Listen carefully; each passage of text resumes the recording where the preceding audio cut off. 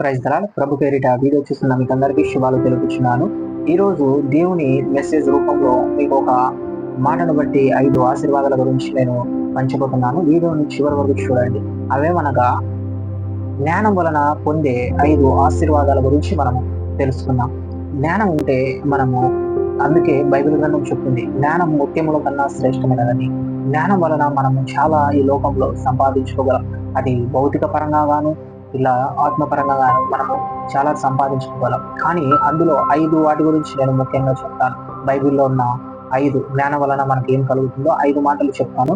ఈ యొక్క మెసేజ్ ను చివరి వరకు చూడండి. తప్పకుండా లైక్ చేయండి. అనేక మంది ఇది ఒక చూసి జ్ఞానం తెచ్చుకునేలాగా మీరు సహాయపడగలరు.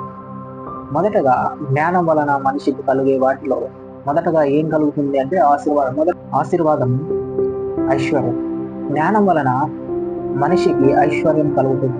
మనిషికి జ్ఞానము తెలివి ఉంటే దానిని ఉపయోగించి ఐశ్వర్యం అనగా ధనం గాని, ఆస్తుపాస్తులు గాని, ఈ లోక సంబంధమైన ఈ యొక్క ఆస్తులను మనిషి సంపాదించుకోగలడు. ఐశ్వర్యం కలుగుతుంది. జ్ఞానం వలన ఐశ్వర్యం సంపాదించుకుంటాడు. ఈ మాట మనకు బైబిల్ గ్రంథంలో ఉంది. జ్ఞానం ఐశ్వర్యం ఇచ్చును.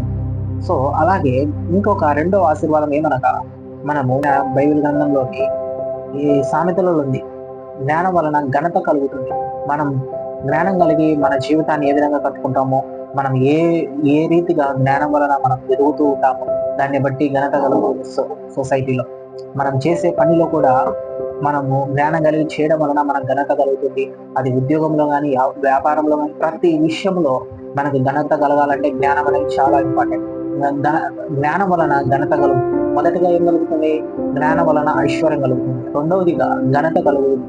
ఇంకా మనలో దేవుని జ్ఞానం ఉంటే ఏమి కలుగుతాయో నేను మూడవ మాటగా స్థిరత్వం, అంటే స్టాండర్డ్స్. ఒక స్థిరత్వమైన మనసు మనలో ఉంటుంది. జ్ఞానం అనేది ఒక నిశ్చలత్వం, స్థిరత్వం అనేది మనలో ఉంటుంది, మనల్ని బలపరుస్తూ ఉంది. ఈ జ్ఞానం ఉండడం వల్ల స్థిరత్వం మనకి ఒక ఆశీర్వాదంగా దేవుడు అనుగ్రహిస్తాడు. జ్ఞానులు స్థిరంగా ఉంటారు. ఆపదవృక్షాలు కలిమిలో ఉన్నాను, లేమిలో ఉన్నాను, వారు స్థిరంగా ఉంటారని బైబిల్ గ్రంథం చెప్తుంది. సో జ్ఞానము మనకు వలన వచ్చే మూడో ఆశీర్వాదం ఏంటంటే స్థిరత్వం. మొదటిగా జ్ఞానం వలన ఐశ్వర్యం వస్తుంది. రెండవదిగా జ్ఞానం వలన ఘనత కలుగుతుంది. మూడవదిగా జ్ఞానం వలన స్థిరత్వం ఉంటుంది. నాలుగవదిగా జ్ఞానం వలన ఏమి ఆశీర్వాదం కలుగుతుంది? కలిమి అంటే పేదరికం అనేది ఉండదు. మనం లేమి, దరిద్రత, పేదరికం అనేది ఉండదు. కలిమి కలిగి జీవిస్తాం. జ్ఞానం కలిగిన వారు కలిమి కలిగి జీవిస్తారు, కలిమిలో ఉంటారు. అంటే వారికి పేదరికం ఉండదు. మొదటిగా చెప్పిన ఆశీర్వాదం ప్రకారం ఐశ్వర్యవంతులుగా పెంచబడతారు. ఆ నాలుగవదిగా జ్ఞానులు కలిమి కలిగి జీవిస్తారు. అంటే వారి దగ్గర పేదరికం ఉండదు, లేమి ఉండదు. వారు కావలసిన ధనముతో, ఆస్తిపాస్తులతో సంతోషంగా ఉంటారని ఈ 4వ ఆశీర్వాదంగా చెప్పబడుతుంది.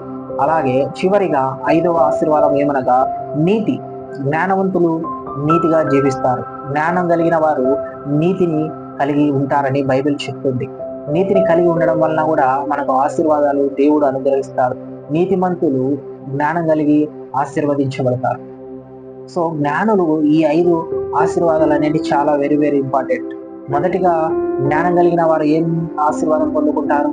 ఐశ్వర్యం పొందుకుంటారు. రెండవదిగా ఘనత పొందుకుంటారు. మూడవదిగా స్థిరత్వం పొందుకుంటారు. 4వ ఆశీర్వాదంగా కలిమిలో ఉంటారంటే వారికి పేదరికం అనేది ఉండదు, లేమి అనేది ఉండదు. 5వదిగా చివరగా ఏం కలుగుతుంది? వారికి నీతి ఉంటుంది. జ్ఞానం కలిగిన వాడు నీతి ఏంటి, అన్యాయం ఏంటని గ్రహించగలడు. అది జ్ఞానానికే సంబంధించినది కాబట్టి. సో ఏంటి నీతి, ఏది నీతి, సో ఏది తప్పు, ఏది ఒప్పు అనేది కనుక్కొని నీతి మార్గాన్ని జ్ఞానవంతుడు ఎంచుకుంటాడని మనం చేస్తూ, ఈ యొక్క 5 ఆశీర్వాదాలు మీరు జ్ఞానులై ఉంటే తప్పక దేవుడు మీకు అనుగ్రహిస్తాడని మనవి చేస్తూ, మెసేజ్ విన్నందుకు మీకు వందనాలు. ఈ మెసేజ్ నచ్చినట్లయితే తప్పకుండా లైక్ చేయండి. ఈ మెసేజ్ చాలా మందికి రీచ్ అవ్వటకు మీరు సహాయపడగలరని మనవి చేస్తున్నాను. Thank you. God bless you.